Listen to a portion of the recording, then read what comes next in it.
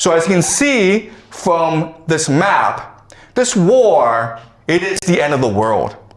Okay? Both sides have the potential to destroy each other. It's really a question of how far do they want to go. All right? We can also say this is almost a game of chicken. Okay? We can blow each other up. How far do you want to go? And the problem is this. The problem is that the Iranians are Shia, which believes in martyrdom. And you've killed the religious leader, the Ayatollah Khamenei. So they're willing to go very, very far. The GCC countries are Muslim, but they're materialistic. They love money. And also, most of the population are expatriates, foreigners. 90% of Dubai are foreigners. Guess what's going to happen if they suffer? They're going to run away. Okay? So this is not a fair matchup. The big question that people have is, first of all, are the Americans going to use ground troops? Because the only way that you can defeat Iran is by using ground troops, okay? That's a big question we will look at over the next few weeks. Will America send its army, 500,000, 2 million soldiers to topple the government? Okay, that's question number one. Question number two, nuclear weapons. If you're losing a war, would you choose to use nuclear weapons? Okay, that's another big question that we have, okay? Now, another big question that we have is who gets involved? Because this situation is so dire that Europe, okay, specifically Germany, France, and Britain are talking about entering this war. And guess what? If that happens, it is possible that Russia and China will also enter this war on the side of the Iranians. This is World War III, okay? Because of the importance of the Strait of Hormuz, because of the importance of the Middle East, everyone has to get involved at some point. And we're going to use game theory to really try to understand what's happening on the ground and where this could lead us. Okay? All right. You guys understand? All right. All right. Let's continue. Okay, so again, there are American bases all over the Middle East. And originally, these bases were established to protect them from basically their own people. Okay? These are monarchies that were imposed on these nations by the Anglo-American Empire, the British first, and then the Americans came to support these monarchies. And so they provide defense. But then you're like, wait a minute here. I mean, didn't we just say that these American bases can't actually defend these people, that they're exposed? And the answer is, yes, that's true. But remember that the American military was built during the Cold War. Okay? And the Cold War was a war between the Soviet Union and America. And so the Cold War was defined as something called MAD, mutually assured destruction, because both had nuclear weapons, okay? So they didn't really go to war against each other. And so in other words, these bases aren't really meant to defend these nations from other enemies. They're really meant to impose American authority in the Middle East, okay? And it's the idea of this. It's the idea that empire, it is really a image. It is a hallucination. It's just an idea. Empire is it's an aura of invincibility and invisibility, okay? If you fear it, then you obey it. But it's not really designed to fight a war, okay? And so that's why we have this absurd situation. And because there are so many bases in the GCC, that gives the Iranians the perfect pretext to attack them in order to destroy the GCC economy, which will destroy the American empire, right? All right, so this is how the war is shaping out, okay? So the red is the Israelis and the Americans, the yellow are the Iranians. And as you can see, the Iranians are attacking everywhere, primarily Israel, okay? But also, as you can see, a lot of focus on Bahrain and Qatar.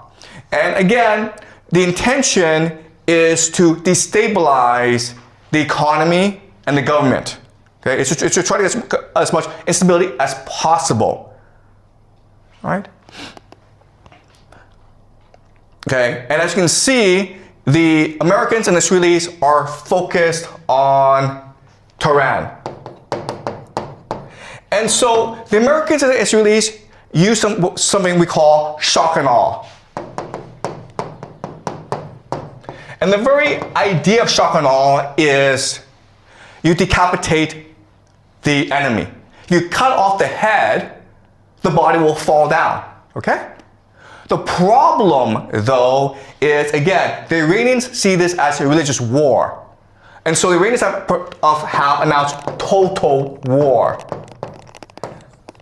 Okay? And so what this means is that right now, command and control in Iran is decentralized.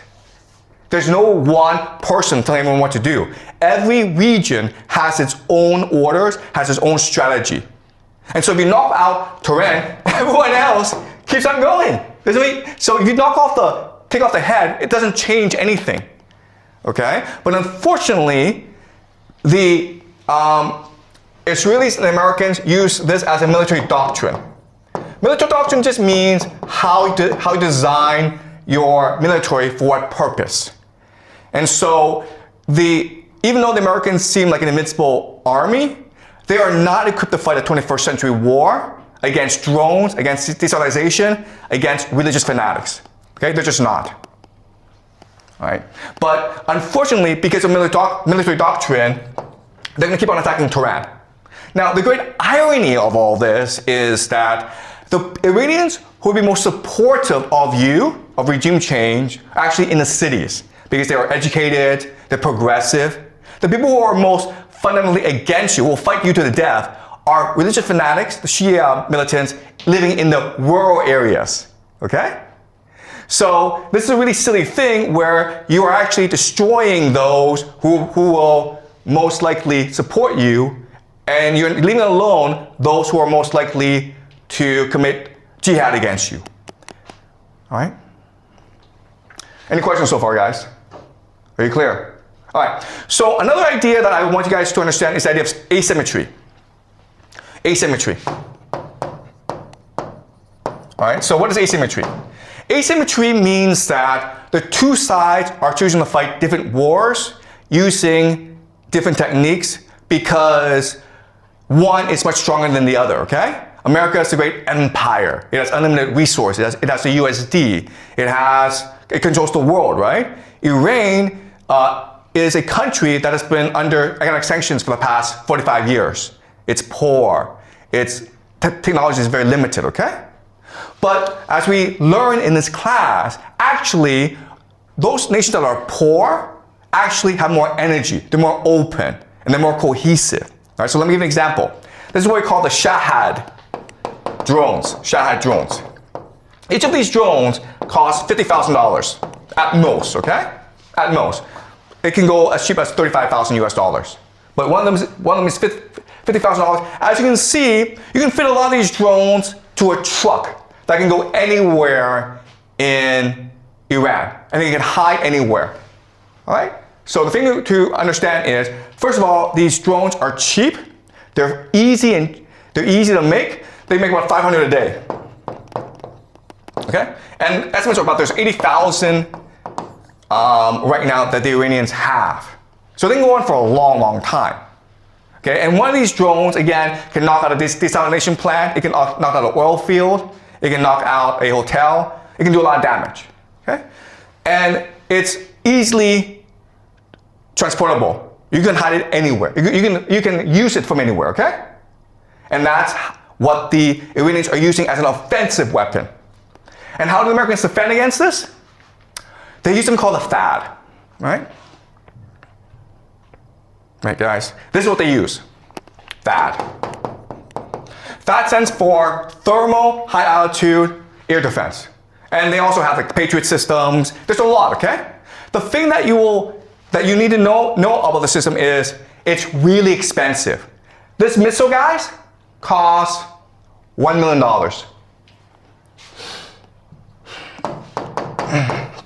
$1 million. So there's this $50,000 drone coming your way, and you throw a $1 million missile at it, okay? And often these missiles miss, so you have to throw 2 or 3 missiles at it, okay? So you're spending $2 to $3 million on each $50,000 that the Iranians spend. That's kind of silly. Second thing you'll notice is that this thing is really big and really slow. And therefore, you can't really move it around. Therefore, it's pretty easy for the Iranians to spot where this is and attack it. And then when these things blow up, that's a lot of money, guys. Okay? Then you're like, what? But this makes no sense. You know the Iranians have drones. They've had drones for like 10 years. You've also seen drones used in the Russia-Ukraine war to devastating effect. Why don't the Americans know this? Why did they prepare? Okay, and again, it has to do with military doctrine. Because military doctrine determines how you fight a war, it determines on your bureaucracy, and it determines how you spend your resources, okay?